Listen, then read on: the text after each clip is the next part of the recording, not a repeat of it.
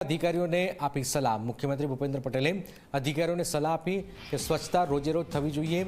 अमे आवीए के ना आवीए स्वच्छता रोज थवी जोईए। प्रजाजनोने कोई तकलीफ न पड़वी जोईए। नडियादमां लोकार्पण कार्यक्रममां मुख्यमंत्रीए आ सलाह आपी हती।